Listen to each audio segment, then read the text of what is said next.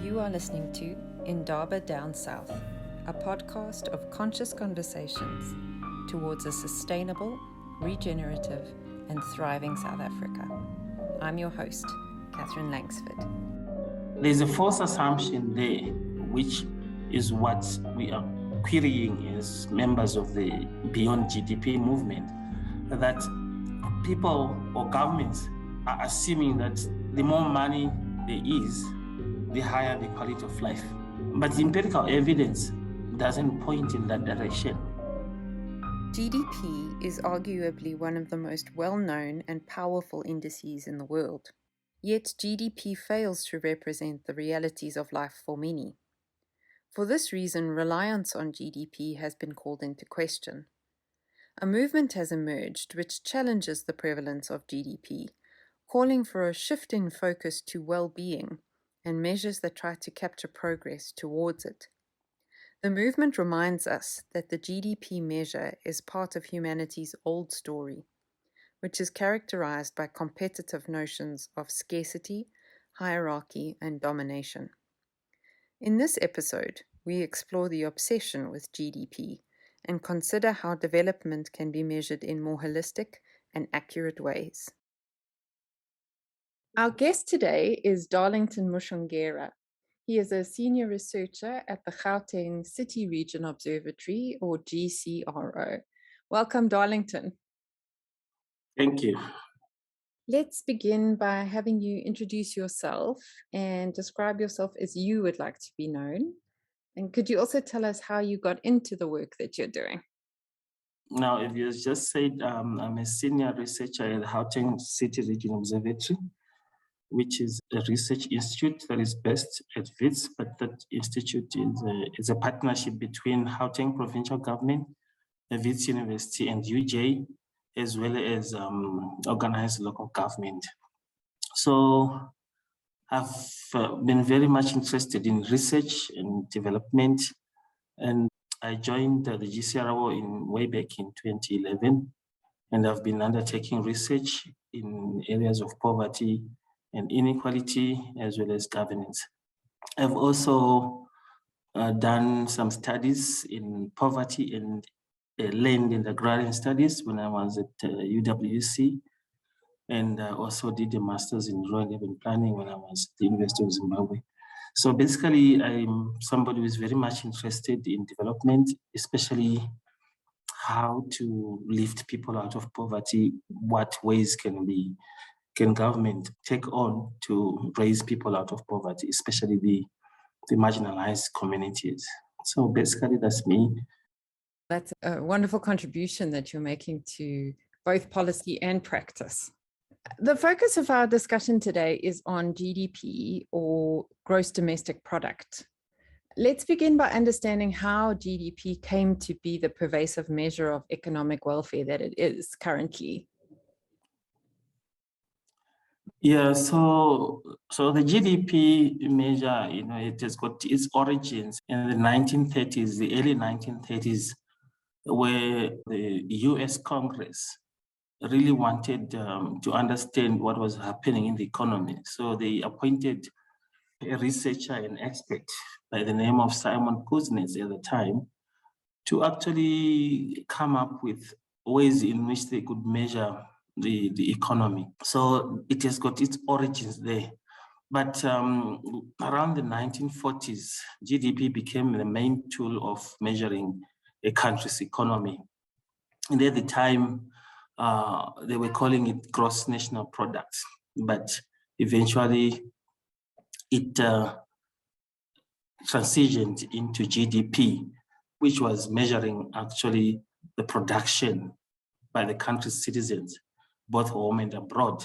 From there, GDP became a very popular measure for measuring countries' economies, as well as comparing the levels of development between countries. So basically, it is that its origins from those days, the post-World War II period. What makes up the GDP measure? How is it calculated? GDP, there are various ways in which one can measure GDP. One would look at production, which is called the output or value-added approach, where you are measuring what the country is producing and the value of what the country is producing in terms of the actual output. But one can also use the income approach. In other words, how much do we earn from that production? You could use that as a measure for measuring a GDP as well. Or one could opt for the expenditure approach. So expenditure approach is to do with what people, business are spending. If you can be able to get a quantitative measure of that, it can also be a way of measuring GDP. In terms of popularity, economies are more inclined to using the output approach, the production approach. So there are various ways. The most popular one would be to look at how much the country is producing. When we're saying how much the country is producing, we're saying how much production is coming out of the industries, how much production is coming out from the labor, and that includes nationals. We are looking specifically at nationals.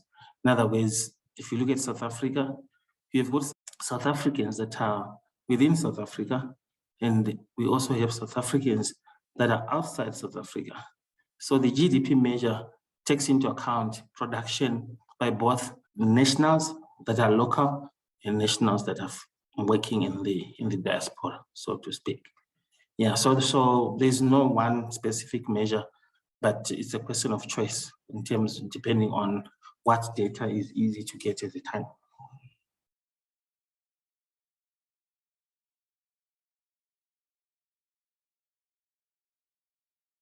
And what is considered production? Which industries or sectors are part of that measurement? So it's everything, you know. Let's say you go into supermarkets, you're going to see various products. If you go into a clothing shop, you will see various products that are sold there. So the production really refers to production of physical goods. And then apart from physical goods, you also have the production of services, you know, people offering services that are paid for. So everything that is produced by industry, whether it's the primary industry, whether it's a secondary industry, or whether it's a tertiary industry, everything that comes out from there can be measured and be counted as part of production. You have written about the need to move beyond GDP in measuring development. What makes GDP a flawed measure of economic welfare, and why do you believe that we should move away from using it? The reason why GDP emerged was that the US Congress wanted to know what was happening in the economy. So it was specifically designed to measure economic activity. But then we know that in society, you don't really focus on the economy alone. There are other social aspects, there are other environmental aspects, political aspects, many other aspects that contribute. Because basically what we are talking about here is that if a country is a strong economy, that has implications on the welfare of the people in that country. But then when we look at the GDP measure, it has come to play such a defining role in public debates about economic performance and social progress. And governments are emphasizing GDP throughout the world and is widely accepted. And there's a false assumption there, which is what we are querying as members of the Beyond GDP movement, that people or governments are assuming that the more money there is, the higher the quality of life. But the empirical evidence doesn't point in that direction. It is showing that even though countries might have higher GDP figures, it does not mean that their people's well-being is high or their happiness is high. No. So the argument that we are proposing is that we are not disputing, or we are saying, let's do away with the GDP measure. The GDP measure is a very, very important measure for measuring the country's economy, but it ignores a number of other aspects that contribute to welfare or people's welfare. And as a result, our point is we need to supplement the GDP measure with other measures that will look at other aspects that are not captured by the GDP measure. Because really we are looking at production, but then that's not the only aspect that constitutes a socioeconomy. There are many other aspects. For example, if you ask the Marxists, they will tell you that the more a country goes into manufacturing, there's likely to be pollution in that country. And if it's not controlled, or if you focus more on just producing and not looking at the after effects of production, you are going to find yourself having things like pollution, water pollution, air pollution, that really is going to affect people's lives. You can also have a situation in which if you have more industries, or you might have exploitation of labor, where people are paid very low salaries because these industry owners want to make profit out of that production. So GDP, the long and short of it is that it falls short of giving a holistic picture of the economy and what it looks like. And it needs to be supplemented by other measures so that you get a full picture of the state of the country in terms of economic production and people's well-being. What are viable alternate indices, tools, or models for measuring sustainable development? There are various other measures that we can use, not to replace GDP, but to complement GDP. And those other measures allow us to include things like income inequality, in income distribution, social well-being, poverty rates, literacy rates, life expectancy, decent work, human and public wealth, as well as environmental sustainability. And even stretching across to civic issues such as democracy, and living conditions. All that is to be taken into account. And the GDP measure is just an objective measure of saying, in terms of rand value, this is how much the country has produced in 2022 or in 2021. There is no measurement of these other aspects.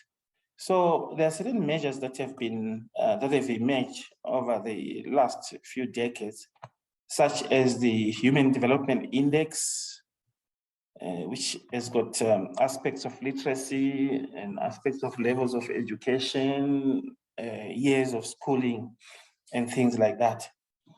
Then there's also the Happiness Index, an index measuring how people feel. Are they happy or not? There's also the one that we use a lot here at the GCRO, the Quality of Life Index. So the Quality of Life Index is really looking at the reality of people's living conditions as an output of the economy in general. So what are the people's living conditions, like housing conditions, their access to services, things like do they own these assets like a TV, a car, or something like that, which has got implications on the quality of life of those people. So the quality of life measure, I think of all the measures, is one of the most popular index that a country can use. There's also the Genuine Progress Index, but these are all efforts by other people to say, how can we capture other aspects of life? These other measures, like for example, I would really recommend the Quality of Life Index because it asks a number of questions, numerous questions about how people feel about themselves, about life, and how they experience the economy, how they experience government. So this all emerged as a result of the limitations that we have mentioned, that GDP, it doesn't really capture those things. So there are the other aspects of well-being that are important have to be captured in other ways. And these other measures that I've mentioned could be used to supplement or to complement the GDP measure. And what are the barriers that exist to the adoption of these alternate indices? One of the issues that we as Beyond GDP movement members have noted, I remember we had a meeting way back in, I think it was 2015 at the University of Pretoria. We had members that were coming from statistical organizations of countries that were represented there. So I think I remember somebody from Zambia, there was somebody from Ghana, and I think there was somebody from Lesotho. The issue is about data. So if you want to measure economic progress, if you want to measure social progress, there must be relevant data available to be able to measure those aspects of the socioeconomy. And for most of African countries, there's just no capacity to collect the data. So when I say capacity, I mean human resource capacity and even the financial resources and even the expertise to do that. So all countries do have a statistical department, but those departments in the various countries, as we noted from our meeting, it was that they were complaining that they don't have money to undertake surveys like on an annual basis. So if you look at Statistics South Africa, here in South Africa, it is quite well resourced to the extent that they are able to undertake a general household survey every year. But the same thing doesn't happen in Zambia. The same thing doesn't happen in Ghana, for example. For as much as countries want to measure their economy or their socioeconomy, they have got limitations in terms of data, because without data, there's no way you can be able to measure what's happening in the economy. So the greatest barrier is the resources to collect data.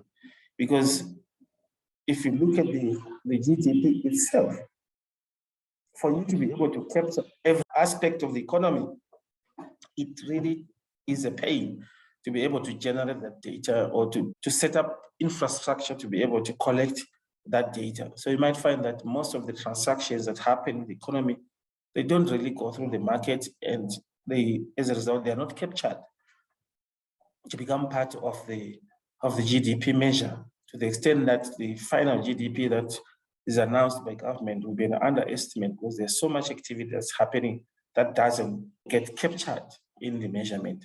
So I think the greatest barrier is data.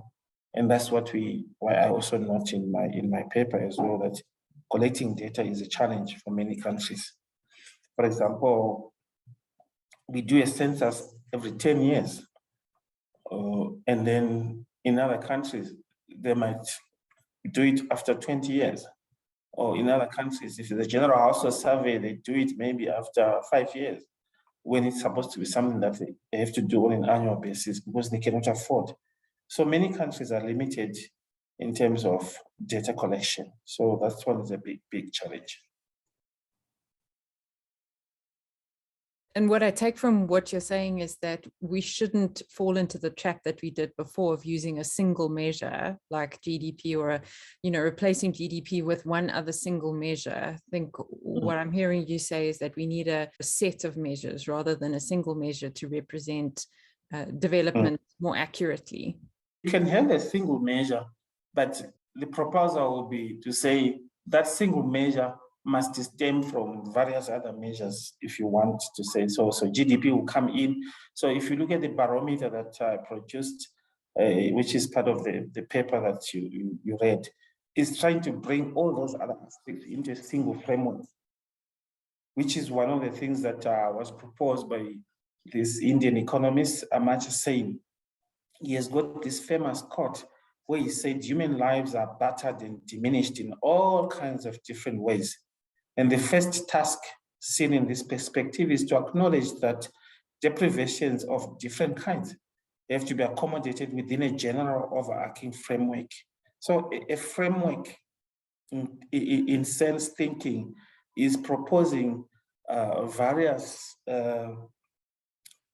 aspects of well-being being put in a single framework, so that in the end you can come up with a single measure, but that single measure encompasses various other aspects. So he has got his approach, which is known as the capability approach. There's still some debate on that approach because it hasn't gained enough traction to challenge the GDP measure, but it's getting more and more popular in other circles, because the capability approach looks at how people are related to the economy, whereas the GDP is just looking at the economy in isolation without taking into account how people are related to the economy. We tend to think of the market economy as a dominant, large-scale system of value exchange, which globally is rooted in capitalism. And because of the dominance of the system, we feel bound to mainstream narratives of how the world works and how we are as people. Using GDP as a gold standard measure of welfare underscores this practice because it reinforces these mainstream narratives that making money and spending money is what our lives are about. And therefore that the state of the economy, which is determined through this single measure, is what we should all be concerned about. Yet many of the activities that we prioritize and are most meaningful to us as humans, like looking after our families or spending time in nature, for example, they don't require money, or rather that money is a means to an end. And of course, other forms of economy exist as well, such as the gift economy or sharing economies, and they also don't involve money. So is it in government and large corporations and economists' best interests to continue focusing on the economy and by extension GDP as a priority? Why would they want to retain GDP rather than moving to other measures? And that's a very important question, but my answer to that question is that the economy, I think it constitutes the greatest part of any society, production of goods and services.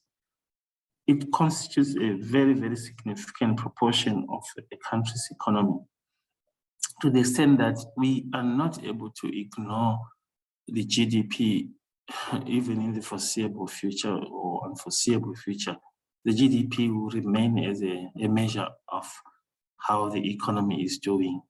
The assumption that higher GDP means better quality of life, to some extent it holds, because we know that people, when the economy is functioning properly, people get employed, they earn money, they're able to send children to school, they can do other things. So the economy really is very, very important.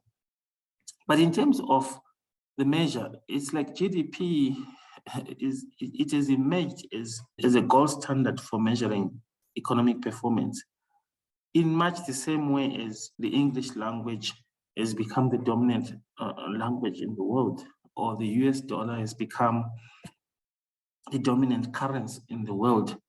They are not easy to replace because they've become the norm. There is no way you can have a transaction for babysitting, for example, spending time with families. You run into the problem of what the measure should look like. And if you are going to compare it with other countries, it means other countries must measure those aspects in a similar way. So basically what we are having here is that the fact that GDP has become the dominant measure, it is being used as a way of comparing economic performance across countries. It is the easiest way to measure the differences in economic performance between countries. We at the Gauteng City Region Observatory, that's one of our greatest strengths. Even though we are focusing only on Gauteng, we are able to speak more confidently about how people's lives are in Ekurhuleni, in Johannesburg, in Tshwane, in the other municipalities in the West Rand and the Sedibeng. So it has to do with capacity. So if there's a national observatory that could do that and collect that data, but I tell you, it's a very expensive exercise that will eat up a lot of resources. And that will be the main challenge. But otherwise, the GDP measure is a good measure, in my view, to be able to capture the economy, because the economy is the most important component of any country. I'm not sure everyone would agree with you about the economy being the most important. We often assume that South Africa fares poorly globally in terms of GDP, but as you were saying earlier, according to the World Bank, in 2020, South Africa ranked 39th in the world out of 206 countries, ahead of countries such as Finland, Peru, and Qatar. Yet South African society is characterized by overwhelming inequality and significant development challenges, which you've already highlighted. And in 2021, South Africa famously rebased its GDP, changing the weight of particular sectors in the measurement of GDP, which increased the value of GDP even more. So how does all of this play into development and measuring development? And what would be the consequences for policy if South Africa moved away from GDP as the primary measure of welfare? What I can say in that front is that moving away from GDP, of course, like for example, the rebasing that you're talking about, is that you may be putting yourself at risk in that you are overestimating the strength of your economy compared to other economies, right? Because if you look at countries, they compete over exports. So this country wants to export its goods to this other country, and this one wants to export goods to that other country. And they want to make sure that the value of their goods, they are exportable and they are able to earn enough revenue from that. So in the South African case, I don't see the value of moving away from the GDP measure, because the GDP measure is basically an international standard for measuring the economy. And it has got implications on the currency of a country, because when you look at the differences between the export and import, that will determine your inflationary gap there, and there's implications on the value of the rand, for example. So choosing to do to measure the economy in a different way would really be like cutting yourself out of the world economy, and I don't see the value of doing that or the possibility of that happening for any country to dissociate itself from the rest of the economy, because they are using that standard as the measure for all economies. The earlier aspect you mentioned is that South African GDP is quite high compared to other countries, but the reality of economic welfare or well-being in the country doesn't correspond to the huge values of the GDP that are announced. And then the question is, what is happening? And it only speaks to income inequality and the perpetuation of income inequality, where the economy is divided into the poor and the non-poor, or the haves and the have-nots. So that gets perpetuated. But the fact that South Africa has got a high level of GDP, there is hope that if proper measures are put in place to ensure that that income or that the country is generating is distributed equitably across the entire population. So this is where you start seeing things like grants being allocated to poor people and all that. That is another way of redistributing income. And I think South Africa can do much better on that front than any other country because of the strength of its economy. It should be able to cater for it through transfers. So if we retain GDP, but as you were saying earlier, we don't have the financial capacity or resources to extend the measures beyond GDP in South Africa to get a more accurate picture of development. What's the way forward? Are we stuck? We are not stuck. Those other measures that I've mentioned, the happiness index, the genuine progress index, the HDI, all can be used to measure development. I think Stats SA has got data that speaks to the Human Development Index, for example. Various institutions, let's say provinces or municipalities, can do that on a local scale rather than doing it on a national scale. It can be done on a local scale, like what we as the GCRO are doing for Gauteng, that we can be able to generate a quality of life index for Gauteng province. So if Western Cape can do the same, Limpopo does the same, Mpumalanga and Free State and all the other provinces could do the same. It's possible that we can be able to get to the bottom of exactly where we are in terms of well-being for South Africans. So we are not really stuck in terms of sticking to the GDP, but the possibilities of using other measures is there, and it's only a matter of committing resources to be able to collect data that is relevant to assessing those aspects of life that we think are important to be able to measure people's welfare. So we are not really stuck, and that's what the Beyond GDP movement is all about, is saying, okay, let's think in other terms so that we don't really ignore, because if we use the GDP, you will find that the policies that emerge from use of GDP will always have an economic bearing to it.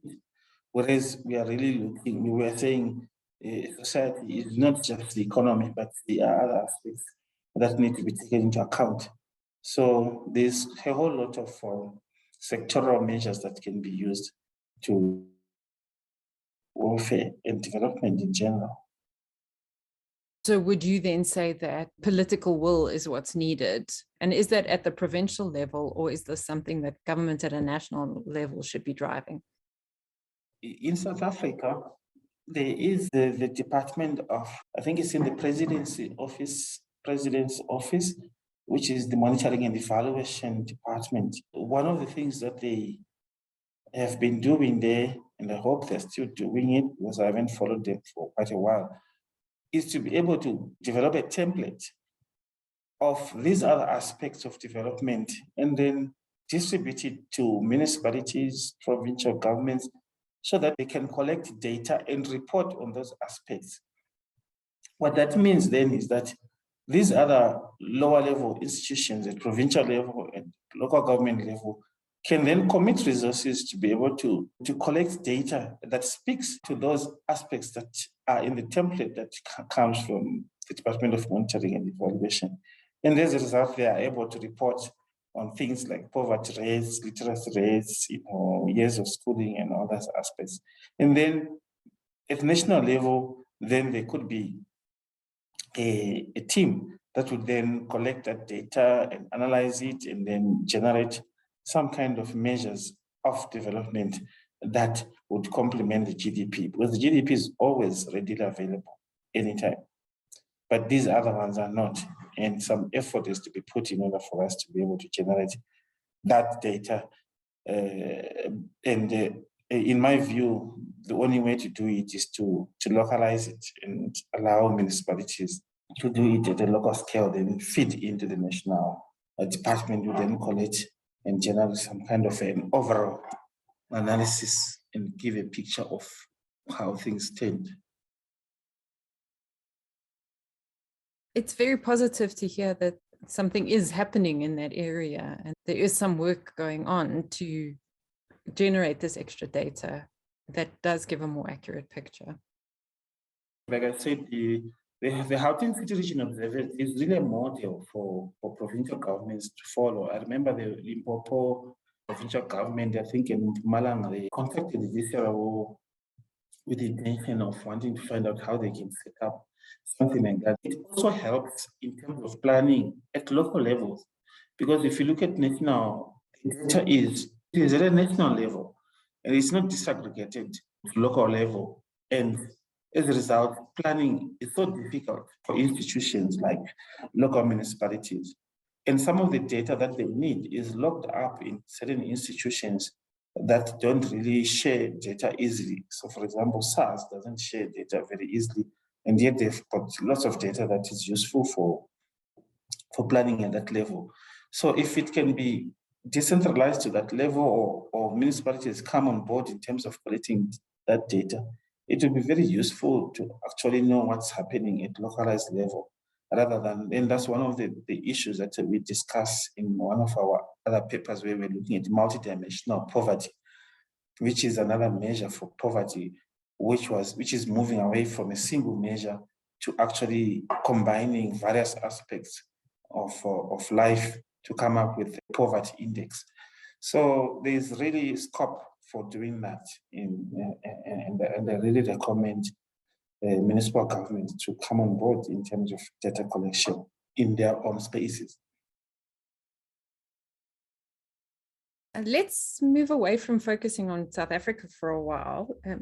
Can you tell us, how do countries go about transitioning to measures of development other than GDP? What path do they follow? I'm thinking of, for example, the Kingdom of Bhutan, or also New Zealand, that famously shifted in 2019 to the happiness index. Are there legal frameworks or institutional reforms that have to occur?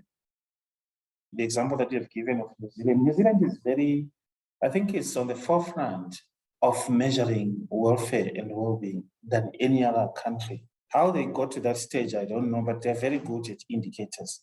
And they have got various frameworks that they use.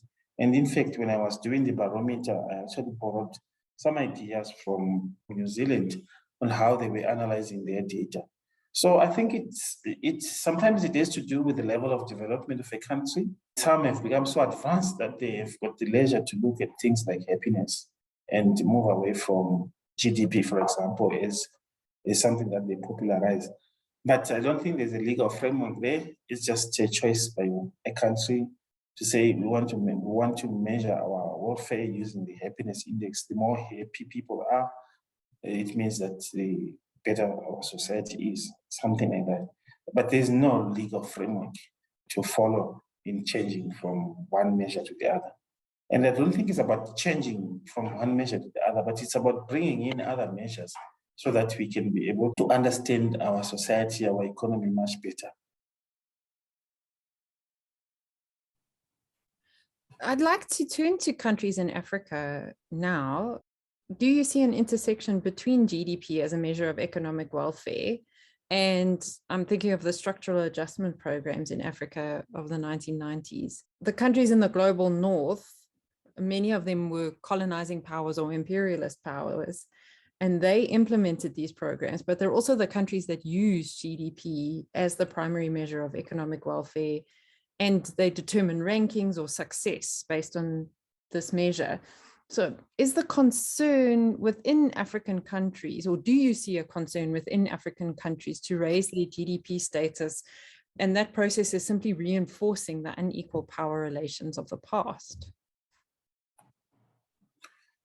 Yeah, that's a difficult question, but I think you kind of answered it. The division between the North and the South is still very pronounced at this stage, and I don't see it changing in the foreseeable future.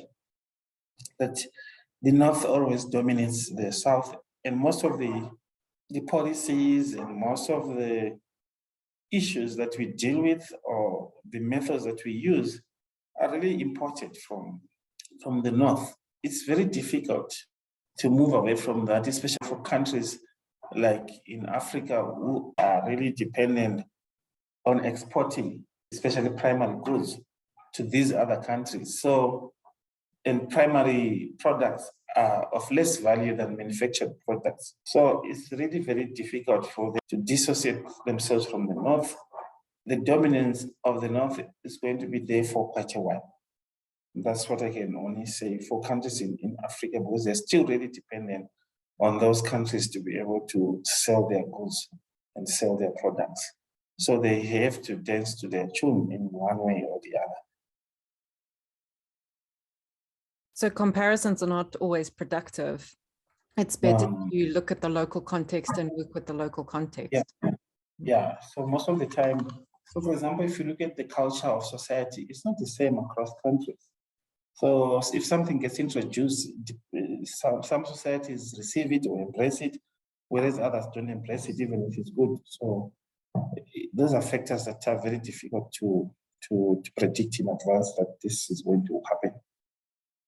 We've spent quite a long time thinking at a very large scale level, but I'd like to bring it back to individuals now.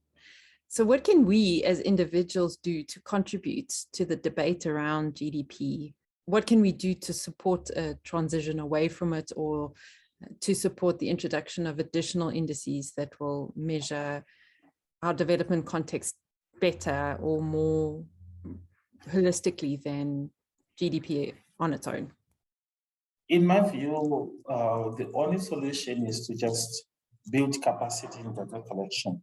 Any other measure that you want, you still have to measure, you still have to collect data. And capacity to collect data is important if you are going to be doing other measures.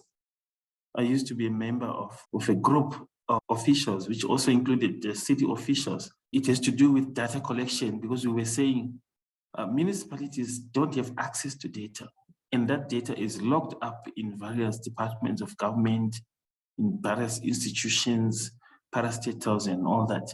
And accessing that data is so difficult, and yet that data is so crucial to for planning purposes at the local level. So you find that even if the capacity exists, you still need to unlock certain institutions that house certain data that is important for measuring development. Darlington, thank you. Thank you for sharing your insights today and your knowledge, and for really shedding light on how to go about creating a more holistic measure of development in South Africa and in Africa more widely. It's been a fascinating discussion. Thank you. No, it's my pleasure. How can people learn more about or follow the Beyond GDP movement? There is a professor at TUP who wrote a book on the problems of the GDP, and there's another professor also in Norway who is also very critical about GDP. He's written much. And then there's Robert Costanza in Australia. He is also the key person who is leading the Beyond GDP movement.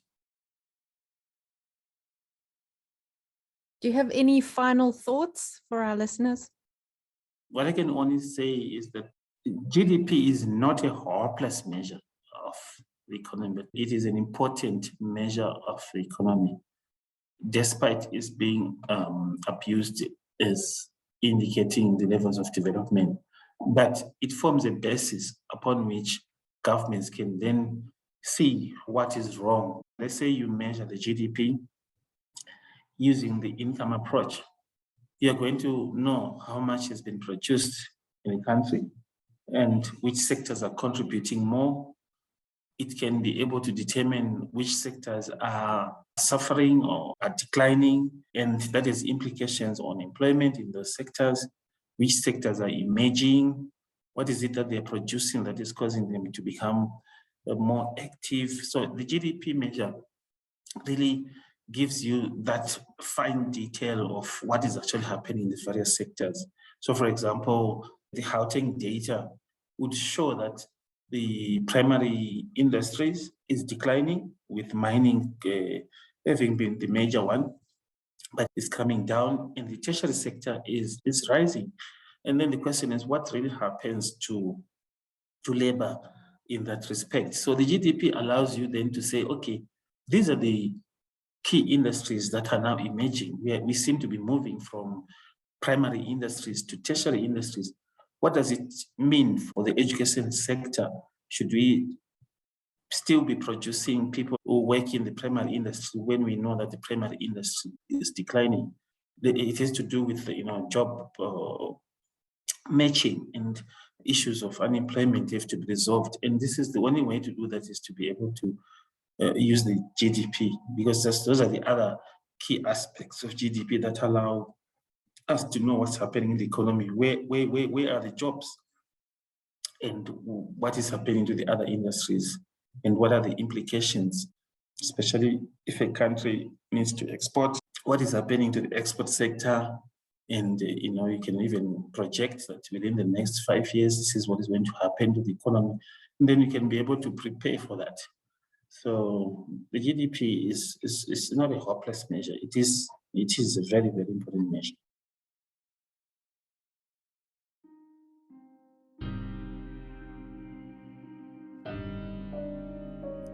You've been listening to Indaba Down South. For more information and links to the resources mentioned in this episode, visit our website indabadownsouth.org.za or follow us on Instagram and Twitter for updates at Indaba Down South. You can subscribe via Apple Podcasts, Spotify, or wherever podcasts are available. Thanks for joining us today. Here's to a sustainable, regenerative, and thriving South Africa.